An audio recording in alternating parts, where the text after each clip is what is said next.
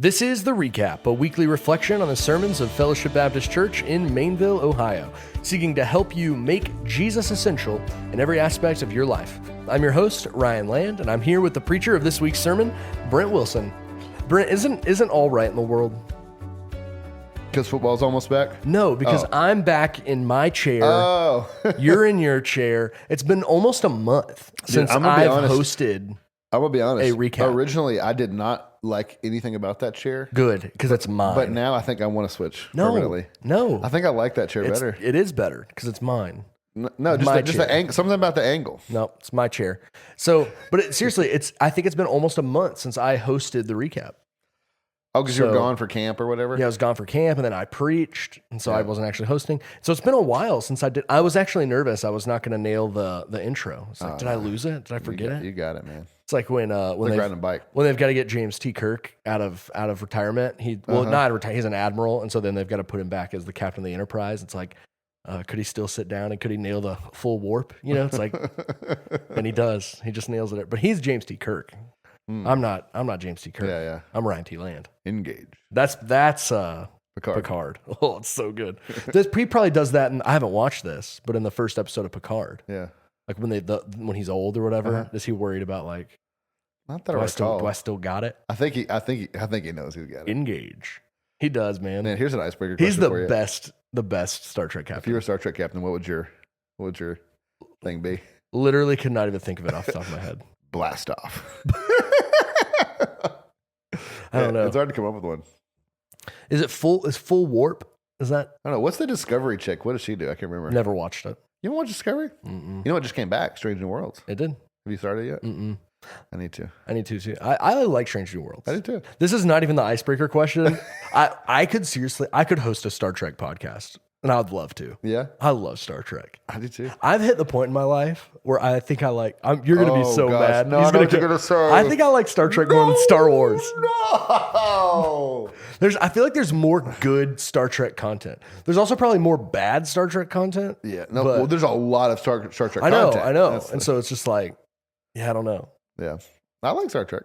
Star Trek's just not bogged down in like lore. You can just turn on any episode, which is funny because there's a character named Lore. But Yeah. you can just turn on any episode and you're like, yeah, I get this. Yeah. Star Wars gets And in then turn on its own Star way Wars and you're sometimes. like, she's the Padawan of what from an animated show from how many years ago? Like, what? Huh? I don't. Yeah. Who is this? Yeah. So this is. I just just turned it on. And you're like, yeah, Yeah. it's Star Trek. All right. Okay, here's my icebreaker question. So we talked about the forgiveness of sins, and we were jokingly beforehand like, what's the biggest sin you've never forgiven? But here's my real question. In terms of something you're a fan of, sports, movie franchise, whatever, what is like the wrong that you can? It's really hard for you to get over. Did the Panthers like trade someone? Well, from a sports perspective, okay. Oh gosh, there's several. The Christian McCaffrey trade. Yeah, the Christian McCaffrey trade. I'm not even a Buns. Panthers fan. Buns. What'd y'all get for that? The equivalent of a first round pick. But then y'all didn't actually get it or something? No, it was like a second round, a third round, fourth round. It was like all these picks yeah. that made up a first round. It was terrible. Okay, but so how did y'all get Bryce Young? How'd y'all get that pick? We had that pick. Oh, y'all were We the traded one, up. Y'all were the ones who traded away your first round pick, and then the Bears ended up getting like 'cause y'all were still the worst. So we and then the Bears ended up getting your first round pick. for the next year. Yeah. Yeah. So we were like third pick, and we traded with someone to get the first. I think maybe the Bears, and they got the next year's pick or something. Yeah. And they got Caleb. Yeah. Which reports from camp? Bad. Yeah. Did you watch the video? I could do an NFL podcast. Did you watch the video? It's terrible. The one where he's thrown into the net And he misses every can't single hit. one. Yeah, It's like just- 15 in a he row or pouts something. off. It's crazy. It's bad. It's bad. Went to paint his fingernails. Yeah. Cried to his mom in the stands. Went to paint his fingernails. Okay, so the So 2015, okay. we're in the Super Bowl. Cam Newton. Cam fumbles the ball, fumbles the snap, doesn't fall on the ball. He like acts like he's going to, and then he doesn't. And that has haunted Cam for a long time. People, I mean, just will not let that go. But that would be a big moment in So sport. you don't forgive Cam. I don't know that it's levels rise at that level, but it was a big yuck. Oh yeah. from a cinema perspective, man, I struggle between how bad they did the Aragon movie. Yeah. How bad they did. That's bad. How bad they did the Avatar: Last Airbender That's movie. worse. That's worse. They've made good on that though. They've they've made a new. Now supposedly Disney's making an Aragon show. Oh really? So, dude, and the authors on the team or whatever. So hopefully that'll be good.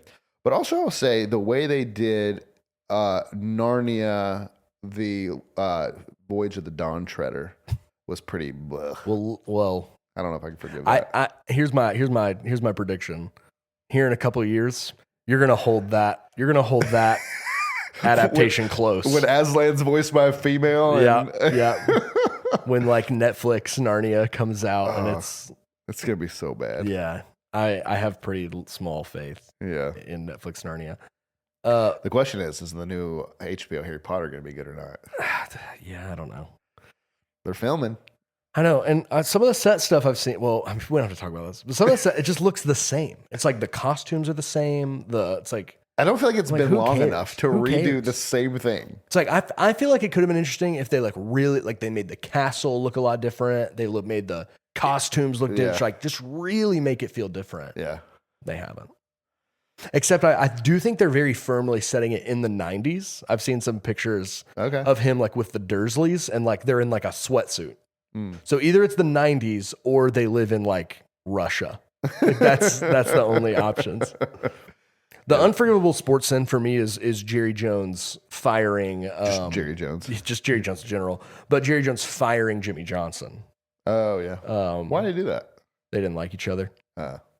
And so literally he won the Super Bowl. He's never recovered. He won the Super Bowl and Jerry fired him. Yeah. And then the next year they won the Super Bowl again just because of the roster that Jimmy had acquired. And then that was 95. And then not been back since. It's all downhill since. Man. So I wasn't even alive when that happened and I'll never forgive Jerry. He also fired Tom Landry, but like at least the Cowboys were bad when he fired Tom Landry. There's a little more. I mean, he's like probably one of the greatest. He probably is top 3 NFL coaches of all time. Yeah. But yeah, the Jimmy Johnson thing is just insanity. So, who's a better coach, Andy or Belichick? Andy Reid? Yeah. Andy Reid. I think that's not even a question for me. Belichick has more wins. Yeah, but more Super Bowls. But Andy Reid has had success in multiple places. And Belichick only had success in New England with Tom Brady. That's true. So when Brady left, it like literally collapsed. Yeah. And so that like obviously Reid has had success in the Chiefs dynasty with Patrick Mahomes, but he also had success at the Eagles without like, a GOAT like level quarterback. Yeah. Was he there when Nick Foles, when they beat Tom Brady? Was that him? I can't remember. I can't remember when he was there, but he was there for sure. Yeah. Because I remember growing up to hate him because he was the Eagles coach and we were Cowboys fans. All right, well, let's talk about football's in the air. This is an extended. Gosh, yeah, I know. We've been talking. It's like we've been talking about it a lot at home. We're talking about a lot. It's like can't wait for football. Can't wait for football. We watched like some of the We watched the highlights of the Hall of Fame game. Who does that? Yeah. And say what you want about Trey Lance, but he's the touchdown leader right now in the NFL. So he's throwing the most touchdowns 2025 season. Everyone said he was a first round bust. But look at him now. Oh, look at that! After one game, touchdown leader. Okay, well, let's talk about we got some questions to get to. All right. So we gotta talk about this sermon. You had 4 kind of big points that I want to go through, but it's a couple of these that had some quotes and things that I want to unpack a little bit. But first, you talked about these 4 things about sin: so the gravity, the cost, the power, and the necessity. So let's start with the gravity of sin. One's about sin. The other 3, it's not the necessity of sin. It's about forgiveness. But let's talk about the gravity of sin first. Why, in a sermon about believing in the forgiveness of sins, talking about the Apostles' Creed, why is it important to start with the gravity of sin? Why is that where you kicked off? I read this line from Muller's Apostles' Creed book this week and I say something to this. Shout out Al. So I say something to this effect in the sermon, but basically he says when you belittle sin, you insult the cross. And that really, really struck me in studying this week. And so I think that's part of it. and two, thinking about this problem that we face about when we have these sins, whether they're past, whatever, and we're afraid to we're either afraid to bring them up, afraid to face them, or we try to belittle them and make them not a big deal. It's like we got to deal with it somehow. You know, I did this bad thing. I got to deal with it. I can either ignore it or I can belittle it. Feels like the only two options.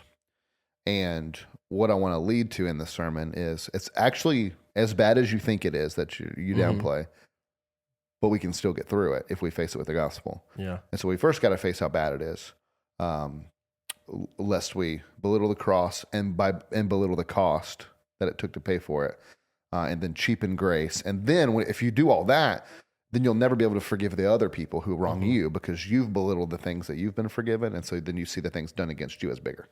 Yeah. Let me ask you this and see if what you would say to this. I think in the past, I think most people kind of understand they're not perfect and that they sin and that they mess up, even if they're not religious, like, atheist or whatever. Everyone kind of understands they're not the best they could be, and that they mess up. I think in the past, the way we've like belittled and justified sin is like just by building a good looking life. It's like, hey, if I know I'm messed up, but if I can have, the house with the white picket fence and the happy wife and 2 kids that are successful in school and successful in their extracurricular, and it's like, then that kind of like makes up for it's like, and you kind of have the scale thing. It's like my good stuff that I did kind of outweighs kind of the stuff I've messed up. But I feel like a little bit now in our cultural moment, we don't know how to deal with our guilt. What are some ways that you observe or know of just from pastoring? Like, what are ways people are trying to, outside of the gospel, deal with the guilt of their sin? Not from being confronted by other people, but just that innate guilt they feel like in themselves.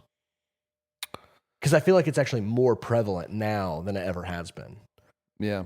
People can look around the world, especially younger people. They understand the world's messed up. You don't have to convince them they're broken or the world's broken. Yeah. It's a really good question. And I feel like a book could probably be written on this. Just about this present moment. And some of the things I see, and I don't necessarily know how to categorize them, but I think about, I'm going to try to explain this. Some people just run away. So nope, I ain't going to talk about it. It really is ignoring it, right? But it's like, I'm not going to talk about that. And they just get mad and lose that friend and move on and get busy and do stuff.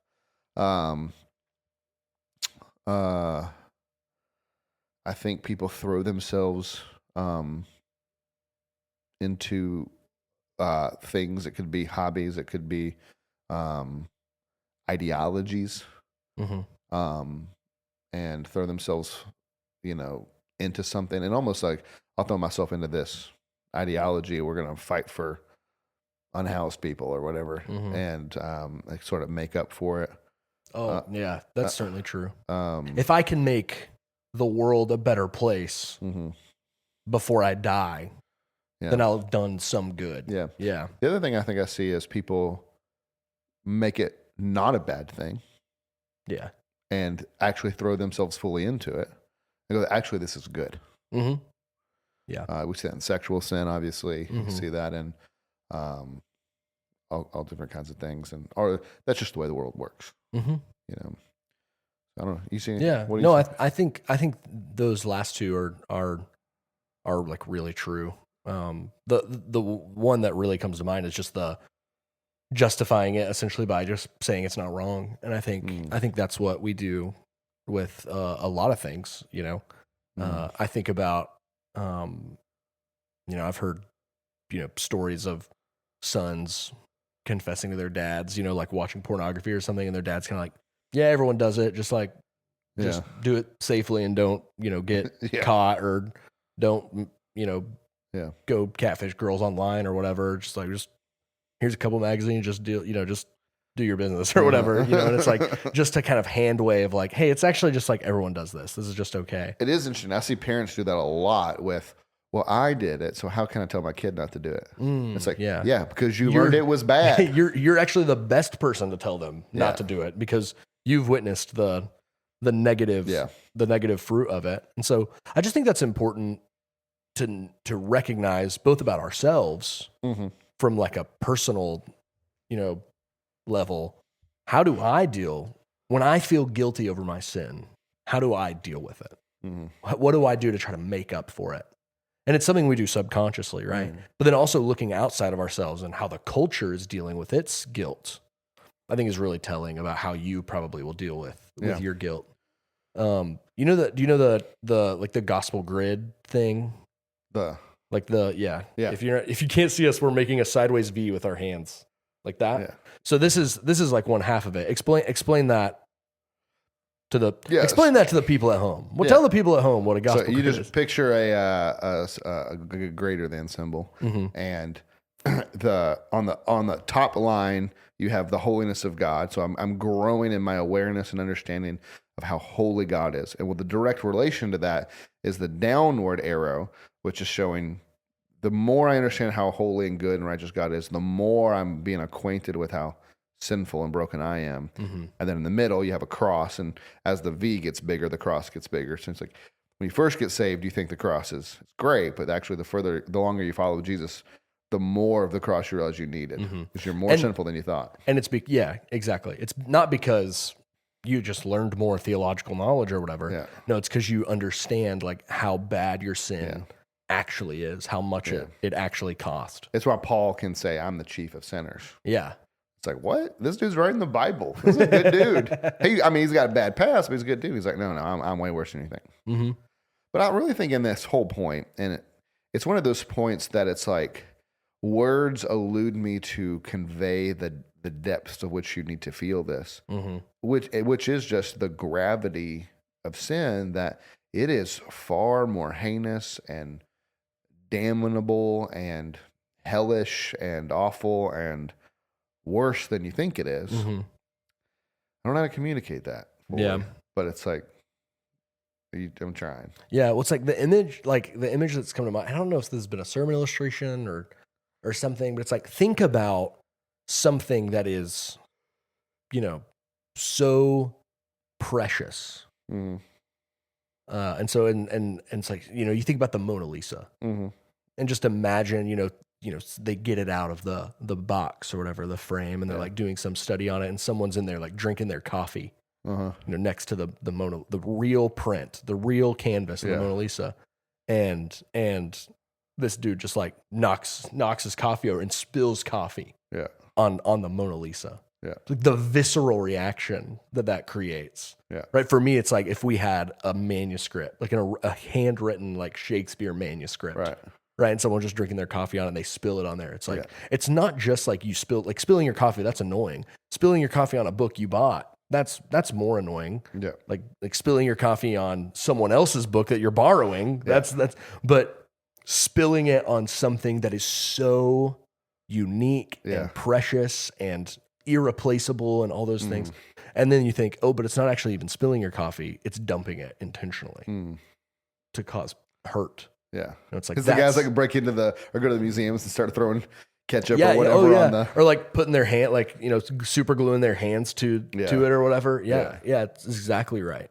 And so it's just like, and you can't recover that. Yeah. And so that's a fraction, that visceral like reaction to seeing something like that happen is just a sliver of what our sin is like, you know, before a holy God, because God is that's why we emphasize the holiness. That's why the Bible emphasizes the holiness of God. Yeah. Because it has a direct correlation about how bad our sin is.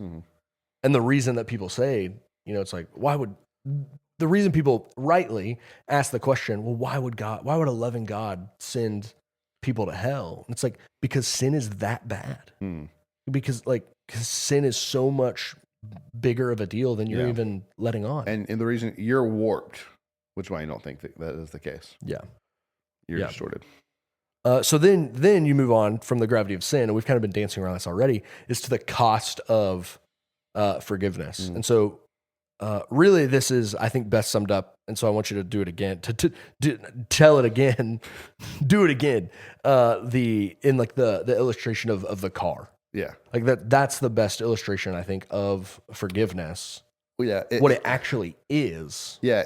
And it's helpful, I think, to know what we're about to say, because people they think forgiveness is just, okay, I'm going to say the words and I'm going to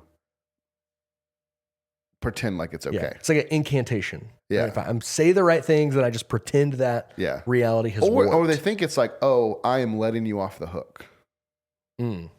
Like, and where there's no justice to be done. Yeah. It's like there is. It's just who's paying the justice. Right. So the illustration, whatever it is, I'm driving a car.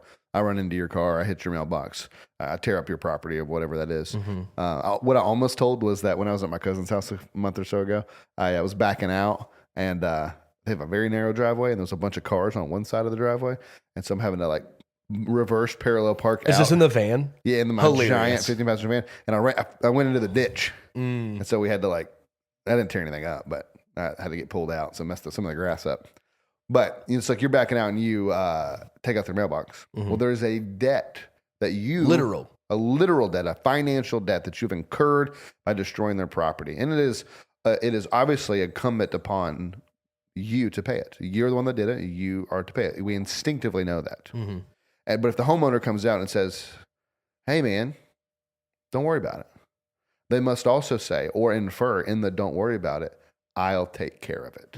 Meaning, I'll pay for it. You got to have a mailbox, federal requirement. Someone's got to put it back. Someone has to pay the debt of the broken mailbox to get it put back. You, as the one who hit it, can pay it, make things right. Or if I'm going to forgive you, I have to pay that debt and put it back. In the same way, when someone has wronged you, a debt has been incurred. And we can either get even by you yelled at me, so I'll yell at you. You called me a name, I'll call you a name. You slandered my name, I'll slander your name. You stole something from me, I'll steal something from you. I don't know, you hurt me, I punched you. We can get even that way. Or you hurt me, and I'm going to choose to forgive you, which means I take my desire to punch you, my desire to hurt you, my desire to yell at you, whatever, and I bear all of those feelings in my own soul, my own heart, and don't take them out on you, but I suffer. I choose to suffer with it and hurt and not take it out on you. So I pay the debt and release you from it. So justice is still being paid. I'm just paying it. Yeah. I'm taking the hurt instead of taking the hurt out on you. Yeah. And I think it's often really how it manifests is just like, I'm just going to think less of you. It's like, that's the cost. Oh, yeah. It's like you did this to me, and I'm just gonna. That's helpful. I'm just gonna think less of you. Yeah. And it's like that's actually not forgiveness. That's getting even. Yeah. That's holding it against them. Yeah. The debt, and so I think I just think that's so helpful to think about on all an intellectual level and emotional level. There's this cost that is incurred when there's wrong, when there's sin between interpersonally, and so. That just doesn't go away magically with words, or it's like you have to absorb the cost, which essentially means like, and we're going to kind of get into this later in some of the questions, but it's like treating it as if it did not happen. Now, there's in one sense, there's some in a cost sense, in a debt owed sense. Now, there's some other wisdom that, comes in, and there's a question particularly about that. And so we'll get to it. So hang on, if what I just said is like, but what if they did something so egregiously wrong? Yeah. We'll get there. Yeah. We'll get there. I want to read this Thomas Watson quote that was so good. It says, "Until sin be bitter, Christ will not be sweet." How does that relate to the cost of forgiveness? Well, obviously, because of factor in now, how Jesus pays this cost for us. Yeah, to the level, like there's this phrase, I can't remember who says this first, like gratitude is the direct result of expectations, Yeah. right? And so it's like, you go to see a movie and you were expected to be really good, and it's just like, okay, you're like disappointed. It's like to the level you understand, you go into That's why something. you never expect movies to be good. Always You have low only, expectations, you only always- ever expect them to be bad. Yeah. But so it's like to the level you go into something is going to be the directly correlated the level in which you appreciate or understand that thing. Yeah. And so to the level that this is why you have to start with the gravity of sin.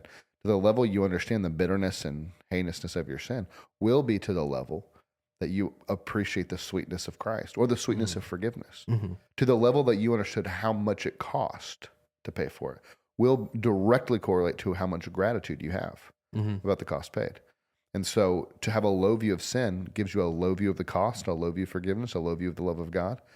But to have a high view of those things is the opposite. Which is the point Jesus is making in the parable of Matthew 18. Yeah.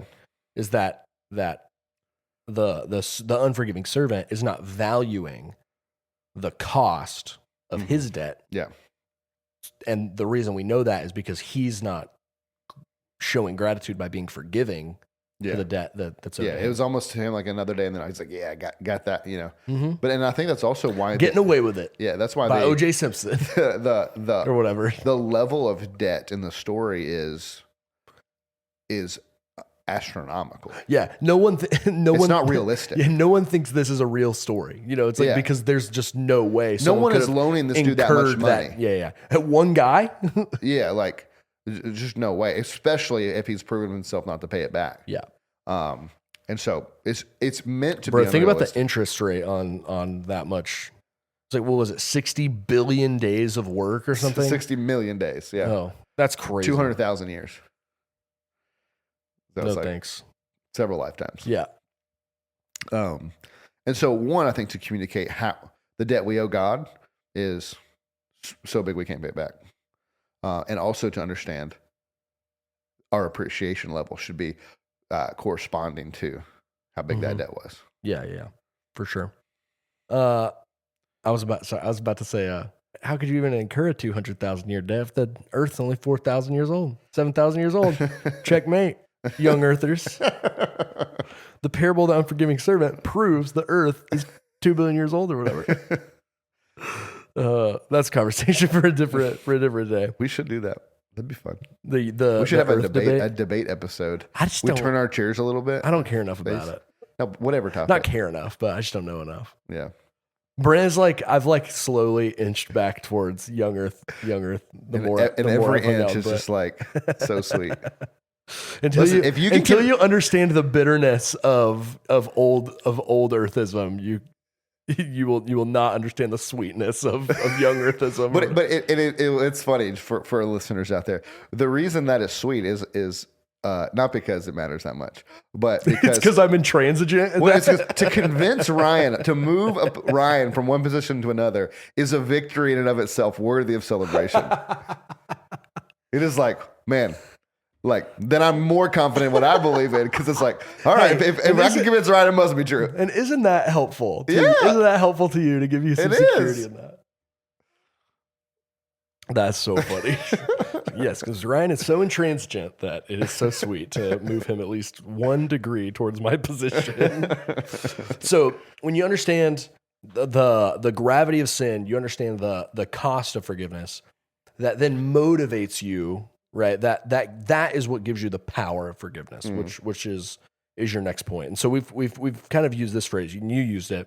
The power to forgive can only be found in the level of gratitude you have in having your own sin forgiven. And so we've now moved from the vertical, right? We understand the gravity of our sin before God, and we understand the cost of forgiveness of Jesus on the cross. And so now that motivates us. That is actually what gives us the fuel, the power to forgive. Is that right? Yeah. Only the gospel empowers us to forgive other people. And I mentioned this phrase a little bit, and I wish I had more time where I could have really dove into it. And I have in previous sermons, but one of the phrases I hear a lot is, I would have never done that to you. Mm-hmm. I can't forgive you because I would never do what you did to me. Mm-hmm. Which I think goes back to the sin issue.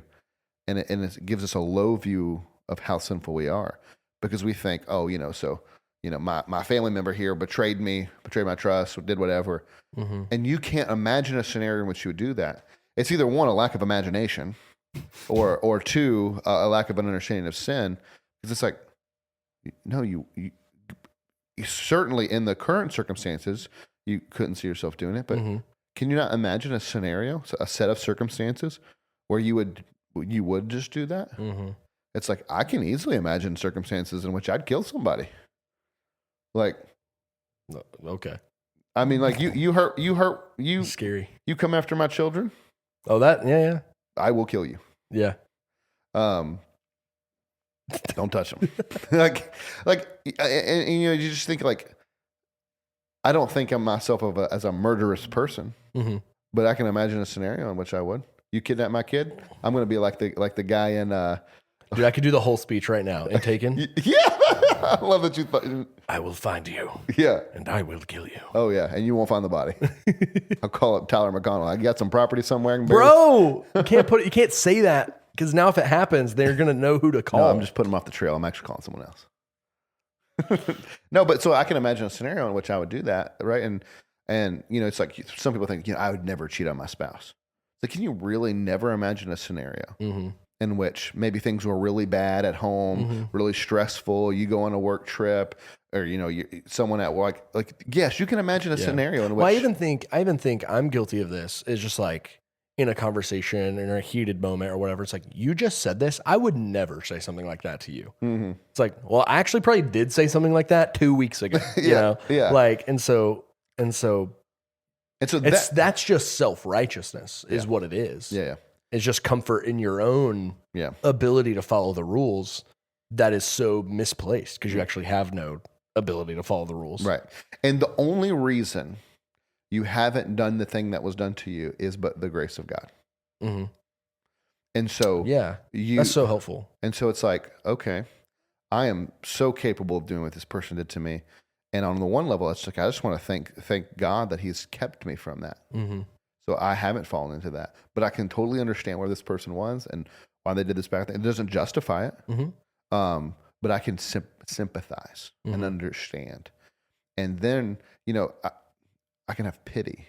And when we think of the word pity, I think we think of it very negatively. Oh, yeah. But it's, I don't, and sometimes I don't really mean it that way, but I don't think pity is actually should always be a negative thing. It is sympathy in a sense. It's like, I am actually so heartbroken that you were in the situation that you had to do this thing. It's like, man, I'm really saddened by that. Yeah.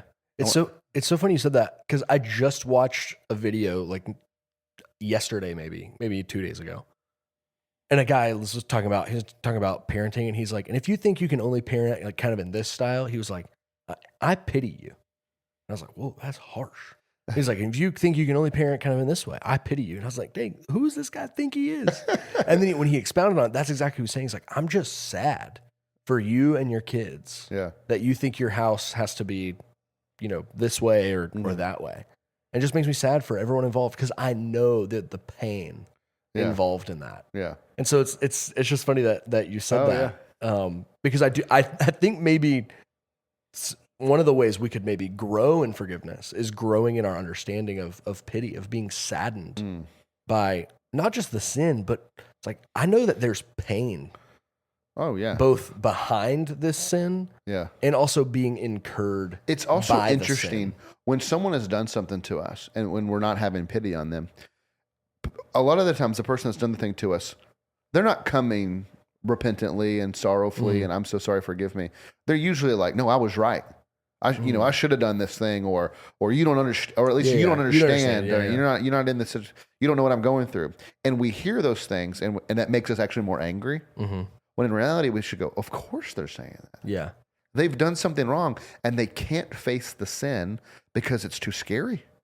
They're not going to, because they're like, if they face it, they're going to be condemned. Yeah. And so, of course, they're trying to justify and belittle and hide and all these things.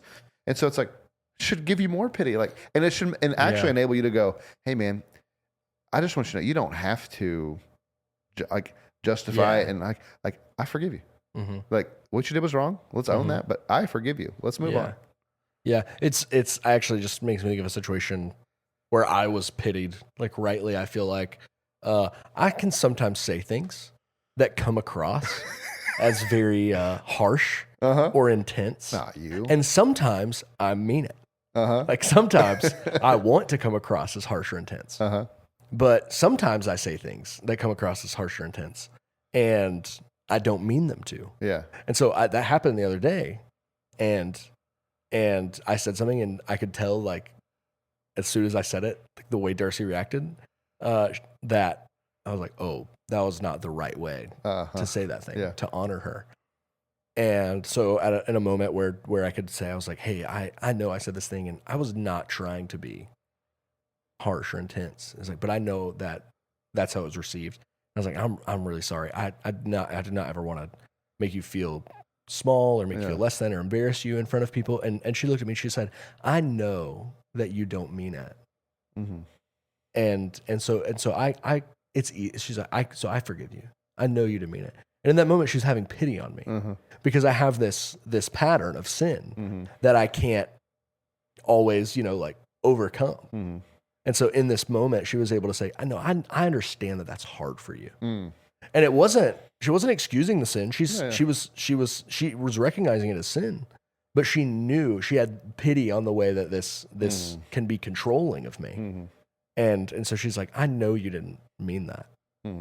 And so it's easy. It's easier for me to forgive you. Yeah. Than when I'm like, blue in the face, like trying to jump. Well, but you said this thing this way. It's like, but when I'm able to be like, hey, I legitimately did not mean this. It's like, it's easy to be like, yeah, like I get that. Yeah. And that only comes from close proximity to one another and understanding the way sin has warped us.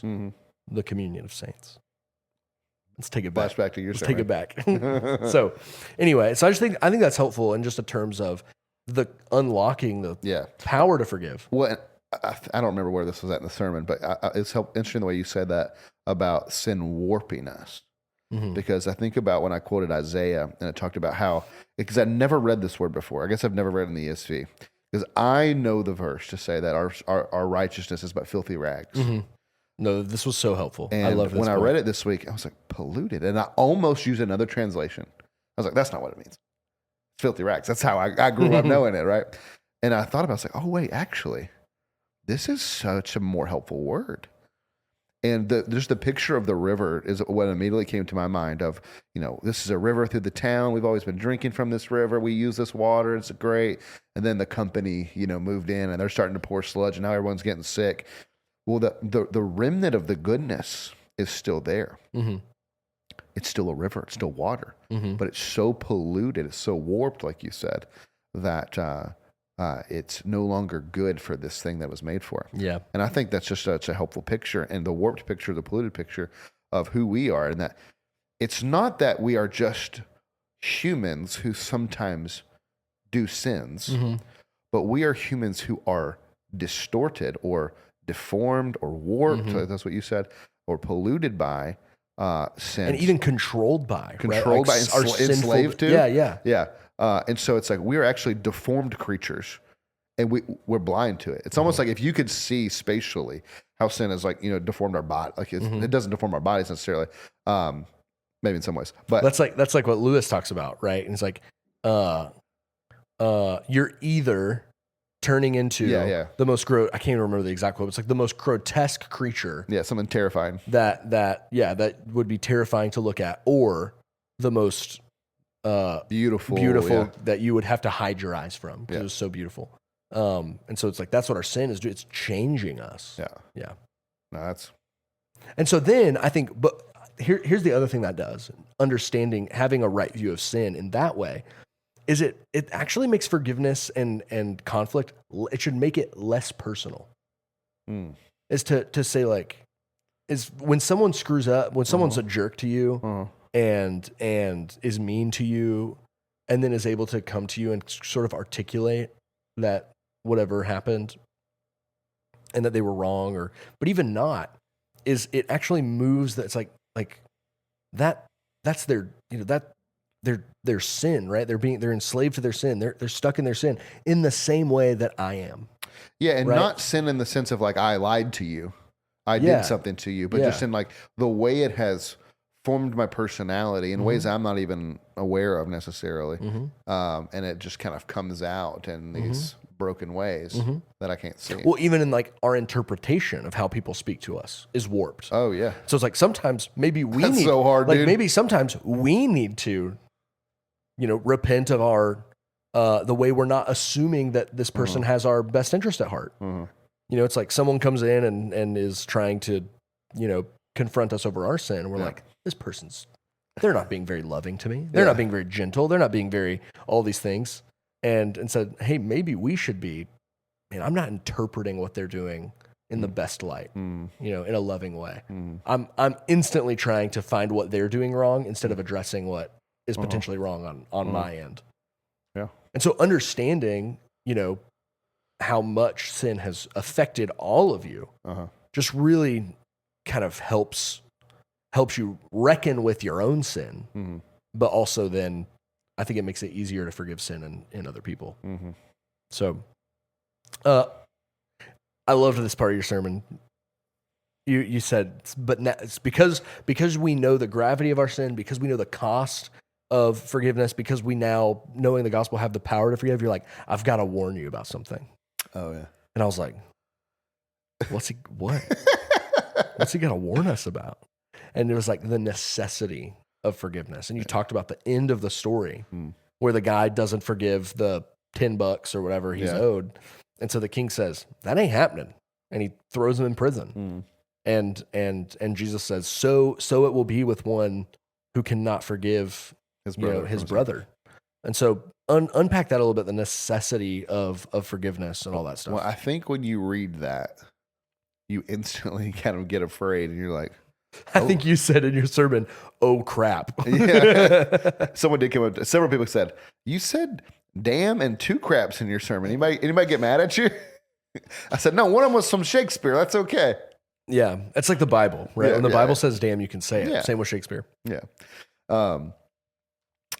It's like my kids, they learn a lot of Shakespeare and they quote these lines and they'll have like a cuss, like an ass or something in it. Like they're allowed to say it only if it's quoting Shakespeare. We're going to get that little E next to us on Spotify and iTunes and stuff. What does the E mean? Like the little explicit thing because we're using. Oh man, we gotta, oh gosh. What is it? You know how people say like a different word to cover up the word? Oh yeah, yeah. I don't know, maybe I don't know but. what those are, what was I saying? What was I talking about? Oh, the warning at the end. Yeah. I think you read that and you go, oh man, have I not forgiven someone? Or if I ever don't forgive someone, or maybe I'm not even aware I'm not forgiving them, am I going to not get forgiven by God because I didn't do this thing? And hermeneutical principle, interpretation principle, we let the Bible interpret the Bible. So we have plenty of other passages that tell us that God does not undo his forgiveness because we failed in some way. For now, there is no condemnation for those who are in Christ Jesus. Yeah. So we know it's not like, oh, I didn't forgive someone. Oh, now God's taking it back. We know that's not true. So what is happening? Well, it is the case that a person who has experienced the gospel and experienced forgiveness and experienced the cost of Calvary for our sin will be so changed slowly over time, immediately, but then growing in this, will be so changed that they will become the type of person who forgives people because they know how much they've been forgiven. And so if you're the type of person who is not a very forgiving person and holds things back and holds grudges and gets bitter and doesn't let things go and then it's like you obviously have not experienced. You either haven't experienced the forgiveness of God or you have such a small view of sin that, you're at the very beginning of, that gospel we were talking about. You're at the and so it's like you have such a small view of the holiness of God, small view of sin, and a small view of the cross that the big sins committed against you, you can't let go of, you can't forgive them. So it's either one or the other. You either have such a small view of sin or you've not experienced the grace of God, and so you can't extend it. Yeah. Yeah. I always tell people parables are really about one thing. It's like, so don't try to extrapolate several theological truths from this. Like the point here is clear. He asked the question, how often should I forgive? Yeah. And then he tells the story. It's like, well, the story is about how does your ability to forgive change when you understand God's ability to forgive you? And so when you don't understand that, of course it's hard to forgive the person their $10. You want your money. And you're on a good stretch of luck. You just got forgiven the 200,000 year debt. Maybe you can get your $20 from this guy or whatever. And so in the same way, it's like when you don't understand that, that's obviously reflective that you're just looking out for yourself. You're just like, hey, I got by, I skirted through. I got my get out of jail free card. Yeah. So now what can I do? Yeah. So the warning, I think, to is just not lose that, or whatever. The warning is, if you are this guy, you may not be a person who has actually have their debt forgiven, because if you had, you wouldn't have done what he did. Yeah, he's a what was the phrase? Like he's a warning. He's there's like a literary phrase for it. It's like, but he's like, don't be that guy. Yeah. Like he's a rhetorical, like the antitype. Yeah, exactly. And so I think about that story a lot when it just comes to interpersonal conflict and stuff that's done to me or said to me. It's like that's just such a challenging story, and to just think about from your day-to-day life, because it is just so easy. It's like, well, I'm just gonna knock that person down a peg in my we were talking about MySpace the other day, like my top friends list. Not on my top 8 no more. It's like I'm just gonna rank people in terms of how much they've wronged me, or how much good have they done me, how much bad have they done me. It's like, oh, you did me some bad, so I'm just gonna knock you down a peg. So it's just so hard to kind of fall into that trap. And so being able to say, like, God does not rank me that way. Yeah. God has actually elevated me to the highest places when I never deserved it. So it should be easy for me to absorb just a little bit, a fraction of a fraction of what I've done to God for someone wronging me. Yeah. Well, all right. Anything left to say about the sermon in particular before I move on to some questions? Good questions. All right. Well, someone wrote in and asked, am I correct to believe that one of God's purposes in forgiveness is to reconcile and restore us back to himself? Yes. Okay. If yes, then does it imply or does it follow that a person-to-person forgiveness must also always include reconciliation? What if I want to forgive but not reconcile? So some of this is interesting just on the word choice. Yeah, terminology. So I think forgiveness and reconcile might potentially be two sides of the same coin, same kind of thing. But I think what this person means is that the relationship I had before is the same after the offense. And the answer is no. If someone you employed someone and they stole from your company, or they just stole from you personally, whatever, and you forgive them, that doesn't mean you're going to trust them around your money. Right? And so this is what we were talking about earlier. It's like forgiving. It doesn't mean you have to. Yeah, you certainly can. Yeah. Yeah, that's a great distinction. If it's like, hey, I know I stole, $5,000 from your bank account or whatever. Yeah. Hey, I'm sorry about that. Will you forgive me? Yeah, you forgive them. You honestly forgive them. And then they're like, so can I have the routing number of the new account? You can certainly say no. Yeah. Yeah. And so you are forgetting only in the sense that you're not holding it against them, but you don't forget in the sense of like you blot it out of your mind. It's like, no, like wisdom will dictate, no, I'm not going to trust you quite as much the next time. I'm not holding it against you. But I'm gonna not necessarily trust you as much. It's like if you've got a boyfriend who's beating you, right, and you want to forgive him, I wouldn't necessarily go be alone with them again. Like, I'd probably break up with them for sure. For sure. And so you don't have to have the same. The only thing that I can liken it to, comparing God to us, is kind of roles that He gives us. So, for example, if you're called to be a pastor, you're going to be a pastor. God's given you that, and you have that. Whatever, but you can disqualify yourself, right? So you can have an affair. You're no longer qualified to be a pastor. God will forgive you, but that doesn't mean He's going to make you be a pastor again. Like you've lost that thing. And so while we're reconciled to God interpersonally, doesn't mean He just gives us whatever the heck we want. Yeah. And so But I do think God has a power we don't, in Mhm. that He is changing our natures, and so He's going to have a relationship with us, knowing He's making us actually perfect. Yeah. I don't have the power to make you perfect, and so if you do something, I can't really trust you with this anymore. We're okay, but I may not have a friendship with you on the same level, because the Mhm. Bible doesn't require us to have the same level of friendship with everyone, Yeah. the same level of relationship with everyone. You Mhm. couldn't functionally do that. Mhm. Then it would be unwise. And so you are commanded to forgive, to pay the debt, to not hold it against them. That may change the nature of your relationship going forward. Yeah.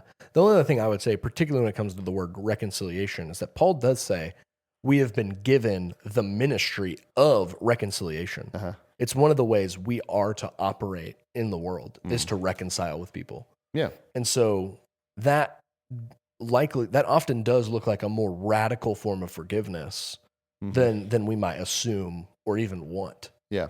And so I'm being averse to reconciliation, I would just be cautious in that. I would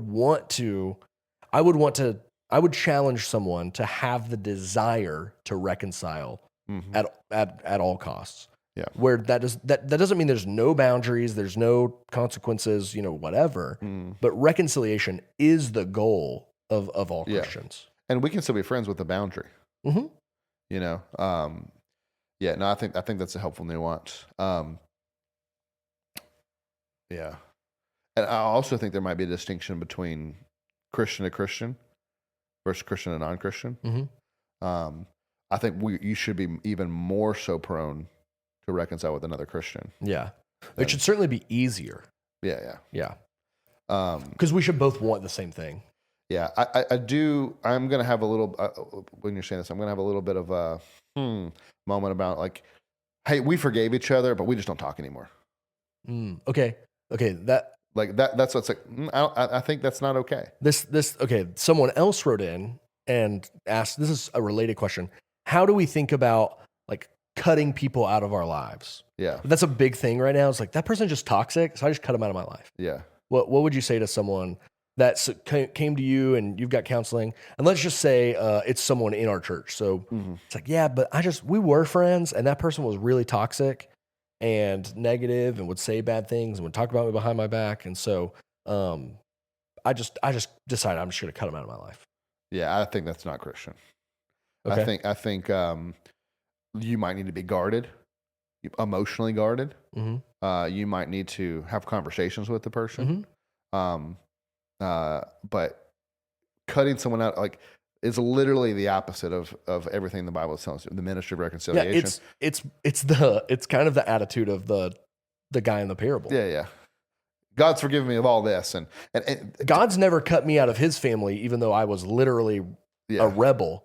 But this person talked bad about me, so I'm going to cut them out of my life. I took this from Keller, but he says, forgiveness comes to us from God when we didn't deserve it, didn't earn it, and didn't appreciate it once we had it, which is particularly convicting to me. Mm-hmm. And when we give forgiveness to other people, they haven't earned it, don't deserve it, and might not appreciate it once we give it to them. Yeah. But we still give it to them. And it may not change them. Man, so that's a fascinating question. What if they're not repentant? Doesn't matter. The Bible always puts forgiveness in your court, whether you're the wrongdoer, the wrongee, whether the one wronged. Yeah. Okay. Yeah. Just want to be clear that I was thinking about the same thing. The wrongee is wrong-ish. Yeah. No. Yeah. Someone's done something to you. You've done something to someone else. Whether they're repentant or not, doesn't matter. Okay. So don't cut people out of your life, but that doesn't necessarily mean your relationship is always going to function in the same way. You can go be their best friend. Yeah. Yeah. But you should continue to give them chances. Even if you were best friends before. Yeah. You don't have to be again. Like you can say, hey, you know what? It's just, I don't have the emotional, whatever to have that, but I'm going to keep trying. Yeah. Or it's like, there are things I can't trust you with. Yeah. I may have told you this in the past. Yeah, I'm not going to tell you secrets anymore. You told them. And you posted it on your Snapchat story or Instagram story. Yeah. That's always tell kids. Like, you don't have to, if to forgive your friend who spilled the beans on something private, you told them online. Yeah. Doesn't mean you don't forgive them if you say, I'm just not going to tell you anymore. That's not a lack of forgiveness. That's just wisdom. Yeah. Yeah. And so that's a very prevalent thing Yeah. in the world. And I think particularly giving them opportunities to change. Yeah. Oh yeah. I think the belittling of your own sin Uh-huh. and then like the maximizing it in someone else, like, well, they Yeah. are toxic. Yeah. And so I'm cutting them out. You're like dehumanizing them in a way. Yeah. Don't you think you're talking to somebody else? Yeah. Don't you think and don't you think they would probably say the same thing about you? If you were telling someone else like they're toxic, it's like, Yeah. you're the one calling me names to other people That's true. behind my back Yeah. or tweeting about it or posting about it or whatever. So Yeah, it's better. It's like, hey, this person has this character flaw or whatever that's, hurts you or whatever. It's like, but the only way they get better is you've called them out, you've forgiven them, Hey, and then you give them the opportunity to be better. yeah. And then they fail again, and you give them another opportunity to be better. Mhm. How many times? 70 times, 7 times. And if you count that high and they're still doing it, you're probably doing it wrong. Okay, so this is I think a little bit related to what we're talking about. The last question. So this person says we're commanded to forgive. How do we or are we to respond when Christians do not forgive us? So I wrong you, Uh-huh. and let's just say I even want to be Yeah, you're like, Brent, forgive repentant, me. and you don't do it. What am I to I do? will not forgive you. It's out of your hands. All you can do is ask for it. Mm-hmm. Forgive them for their unforgiveness. I don't even know that is something that needs forgiving. All you can do is have conversations, have other people to have conversations with them. You can't control other people. You are not responsible for other people. Yeah. I think especially once you've made your intention of repentance, of accountability, of when you've done that and you've made it clear to them and they're still unwilling to forgive. I think you've done the work. You have one remaining responsibility for the rest of your life. Pray for them. Mm-hmm. For God to soften their heart and forgive you. Mm-hmm. And then maybe continue to give them the opportunity. Yeah, I think so. Because I think it could be 5 years down the road, and that person's like, man, I really want to forgive him, but I can't go face him again. Mm-hmm. Like, you go face him again and say, hey, just want you to know I still love you. Mm-hmm. And would really like for you to forgive me because I know I did that thing. Like, give them another opportunity. Yeah. Because they've cooled off by now and they're ready. Gosh, it's just like even thinking about something like that happening, it's like the power that has.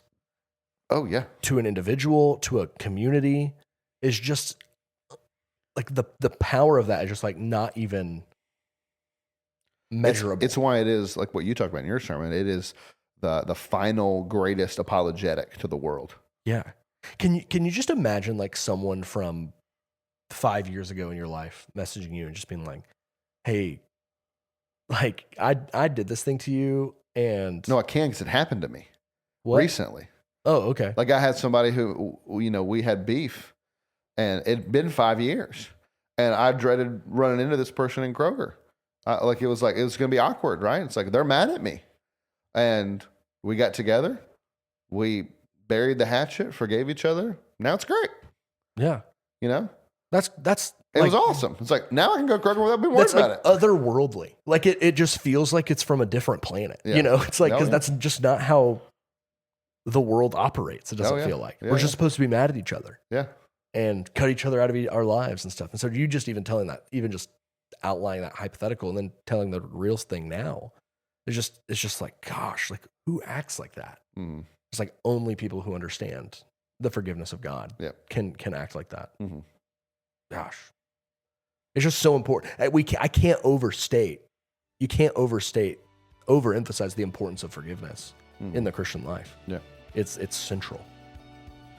Yep. Dang. Well, any final thoughts before we wrap this session up? Do it. Forgive. Just Nike. Do it. Well, thanks for joining us for the recap. We hope this conversation has encouraged you to keep striving to make Jesus essential in every aspect of your life. If you aren't part of our church family, we'd love to meet you on a Sunday morning. We gather for worship at 10:30 a.m. For more information, you can always go to myfellowship.church. Thanks for listening. Be blessed.